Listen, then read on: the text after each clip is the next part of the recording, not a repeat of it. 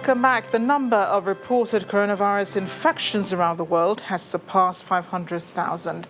According to data from Johns Hopkins University, there have now been more than 510,000 cases of the virus globally.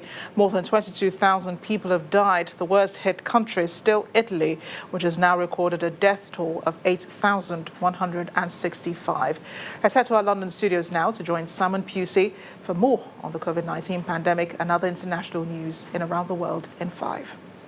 Hello and good evening from the Channel Studios in London with your international news around the world in 5. The nays are 0. The 60 vote threshold having been achieved, the bill is passed. The US Senate has passed a $2 trillion coronavirus aid bill that is the largest economic stimulus in US history.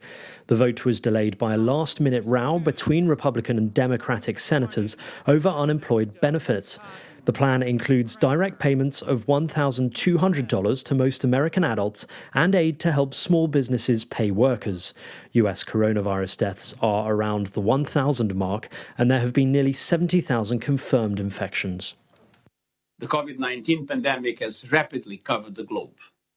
The UN Secretary-General Antonio Guterres has called on the G20 to fund a stimulus package worth trillions of dollars for businesses, workers and households in developing countries. Leaders from the world's 20 major industrialized nations, including Emmanuel Macron and Vladimir Putin, all joined an extraordinary meeting earlier, done for the first time entirely via video link. Saudi Arabia's King Salman, who addressed the virtual meeting as the president of the G20, said the world's biggest economies must take firm measures on several fronts to combat the virus pandemic. A man accused of deadly attacks on mosques in the New Zealand city of Christchurch a year ago has pleaded guilty to 51 charges of murder. Brenton Tarrant also admitted the attempted murder of another 40 people and one terrorism charge. He had previously denied the charges and was due to go on trial in June. The gun attacks at 2 mosques sent shockwaves around the world. In the wake of the killings, New Zealand brought in stricter gun laws. The entry of guilty pleas represents a very significant step towards bringing finality to this criminal proceeding.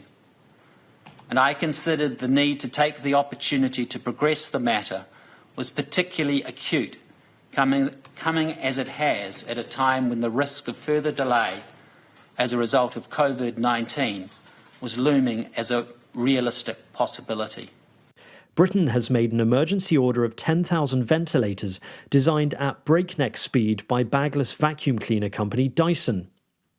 Ahead of an expected surge of cases that could overwhelm Britain's publicly funded health service, Prime Minister Boris Johnson made an urgent appeal to manufacturers 10 days ago to build ventilators to help keep patients alive. Billionaire founder James Dyson said he had drawn on the company's expertise in air movement, motors and power systems.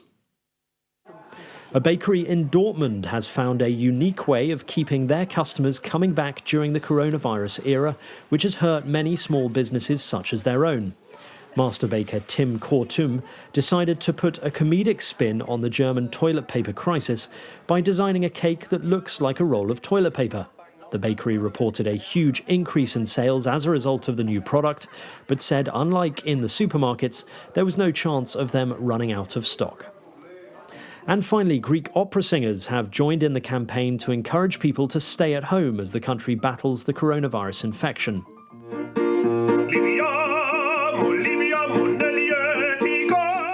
Tenors, sopranos, baritones and bass singers all performed from their kitchens, living rooms, gardens and even the shower in a video released by the Greek National Opera.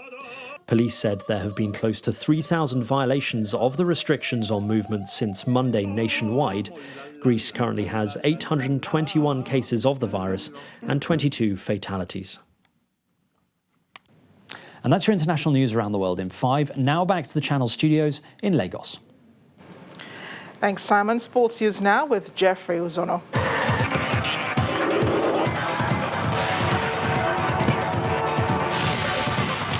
Welcome to Sports News. Nigerian clubs Enyimba and Abia Comets say they are relieved after their players Ekundayo Ojo and Benjamin Iluyomade were freed on Wednesday. The players were abducted on Sunday when a vehicle they were traveling in was attacked by armed men along the Benin-Owo Expressway. Officials of the club who spoke to Channels Television commended the Nigerian police for ensuring the players reunited with their families. The European Club Association, ECA, has warned that European football clubs face what they call a threat of existence over the standstill caused by the coronavirus pandemic. ECA also confirmed to its 200-plus members that discussions are taking place at relaxing the break-even rules known as financial fair play owing to the situation. Domestic football around the continent has been suspended, possibly for months, and European club finals postponed in the wake of the pandemic. Borussia Dortmund, Bayern Munich, RB Leipzig and Bayern Leverkusen have come together to create a €20 million solidarity fund to help German clubs fight off a potential financial crisis during the coronavirus pandemic. Germany's Bundesliga and second division are set to resume in early April, but the league body has recommended the season be suspended until at least April the 30th, which will further impact revenues of clubs across the country. And Real Madrid have announced that Santiago Bernabeu Stadium will be used as a makeshift storage facility as Spain faces an uphill battle against the coronavirus. The club said they are in close collaboration with the Spanish Superior Sports Council and Spanish health authorities. Over 56,000 people have so far tested positive for the coronavirus in the country. That's it on sports. It's back to you, Amarachi.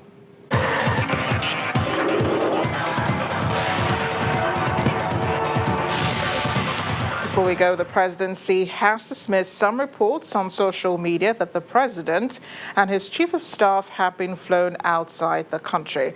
In a tweet on the presidency's Twitter handle, the presidency showed a picture of President Muhammadu Buhari working from his desk at the villa this evening and asked everyone to disregard what it describes as fake reports. Again, the president is still in the country and so is his chief of staff. And the main news again.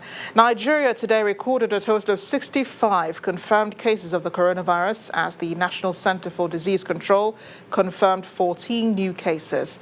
The confirmed cases were 12 in Lagos and 2 in the Federal Capital Territory. Also today, the Minister of Health confirmed that an unnamed aide to the president tested positive to the coronavirus and is being treated in a secure place. And the global coronavirus cases today surpassed 500,000. That's it on the news at 10 tonight. Thanks for watching. I am Amarachi Ubani. Good night.